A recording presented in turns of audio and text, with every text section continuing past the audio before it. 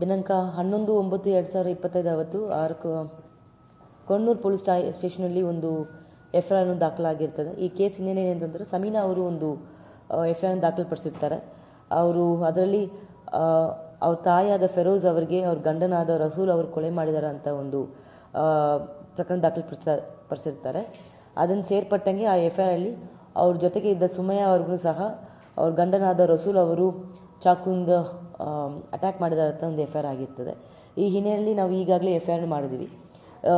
Case ಹಿನ್ನೆಲೆ ಏನಂತಂದರೆ ಸಮೀನಾ ಮತ್ತು ಫೆರೋಜ್ ಅವರಿಗೆ ಸುಮಾರು 10 ವರ್ಷ ಹಿಂದೆ ಮದುವೆ ಆಗಿರ್ತದೆ. ಇಬ್ಬರೂ ಸಹ ಬೆಟ್ಟದಪುರದಲ್ಲಿ ವಾಸ ಮಾಡಿಕೊಂಡು ಬಂದಿರ್ತಾರೆ. 11ನೇ ತಾರೀಕು ಬೆಳಿಗ್ಗೆ ಸಮೀನಾ ಮತ್ತು ಅವ್ರ ಗಂಡನಾದ ರಸೂಲ್ ಅವರಿಗೆ ಗಲಾಟೆ ಆಗುತ್ತೆ. ಅವಾಗ ಅವ್ರ ಗಂಡ ದುಡ್ಡಿನ ವಿಚಾರದಲ್ಲಿ, ಚೀಟಿನ ವಿಚಾರದಲ್ಲಿ ಅವ್ರ ಜೊತೆ ಜಗಳ ಮಾಡ್ತಾ ಬರ್ತಾ ಇದ್ರು.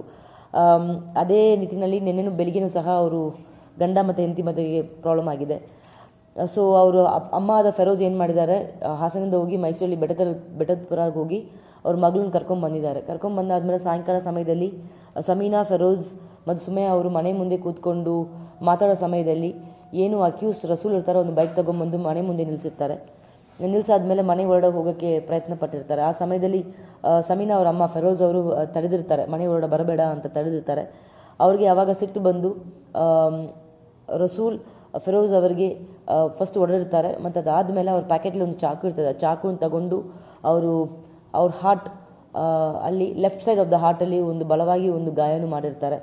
ಅದಾದಮೇಲೆ ಸಮೀನಾ ಅವರು ಆ ಜಾಗದಿಂದ ಬಿಟ್ಟು ಪಕ್ಕದ ಮನೆಯಲ್ಲಿ ಹೋಗಿ ಓಡೋಗ್ತಾರೆ.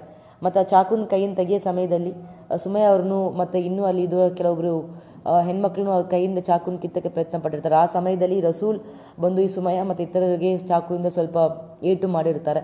ಆ ನಿಟ್ಟಿನಲ್ಲಿ ಸುಮಯ್ಯ ಅವರಿಗೆ ಕೈಯಲ್ಲಿ ಒಂದು ಕಟ್ಟನ್ನು ಆಗಿದೆ, ಕೈಯಿಂದ ಗಾಯನೂ ಆಗಿದೆ, ಬೇರೆ ಬೇರೆ ಗಾಯಗಳು ಸಹ ಆಗಿದೆ. ಈ ಸಮಯದಲ್ಲಿ ಫೆರೋಜ್ ಅವರಿಗೆ ಚಿಕಿತ್ಸೆ ಕೊಡಬೇಕು ಅಂತ ಕೊಣ್ಣೂರು ಆಸ್ಪತ್ರೆಗೆ ಕರ್ಕೊಂಡು ಹೋಗೋ ಸಮಯದಲ್ಲಿ ಅವರು ಮೃತಪಟ್ಟಿರ್ತಾರೆ. ಫೆರೋಜ್ ಅವ್ರಿಗೆ ಗಾಯ ಆಗಿದ್ಮೇಲೆ ಅವರು ಎಲ್ಲ ಅಕ್ಕಪಕ್ಕ ಮನೆಯೆಲ್ಲ ಸೇರಿ ಒಂದು ಗಾಡಿಯಲ್ಲಿ ಹಾಕ್ಕೊಂಡು ಕೊಣ್ಣೂರು ಆಸ್ಪತ್ರೆಗೆ ಕರ್ಕೊಂಡು ಹೋಗಿರ್ತಾರೆ. ಬಟ್ ಅಲ್ಲಿ ಅವ್ರಿಗೆ ಮೃತಪಟ್ಟಿರ್ತಾರೆ ಅಂತ ಹೇಳಿರ್ತಾರೆ. ಮತ್ತು ತನಿಖೆಯಲ್ಲಿ ನಮ್ಮ ಕಂಡು ಬಂದಿರೋದು ಸಮೀನಾ ಮತ್ತು ಅವ್ರ ಗಂಡ ರಸೂಲ್ ಅವರಿಗೆ ಅವಾಗವಾಗ ಪ್ರಾಬ್ಲಮ್ ಆಗ್ತಾ ಇತ್ತು. ಮತ್ತು ಕೌನ್ಸಿಲಿಂಗ್ ಸಹ ಹಲವಾರು ಸಾರಿ ಪೊಲೀಸ್ ಸ್ಟೇಷನ್ಗೆ ಹೋಗಿದ್ದಾರೆ.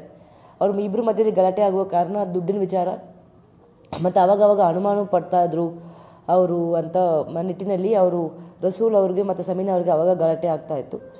ನಿನ್ನೆ ಸ್ಪಷ್ಟವಾಗಿ ಅವರು ದುಡ್ಡು ಕೇಳಿದ್ರು ಮತ್ತು ಚೀಟಿ ವ್ಯವಹಾರ ನಿನ್ನೂ ಸಹ ಅದು ಮಾತನ್ನು ಬೆಳೆಸಿದೆ.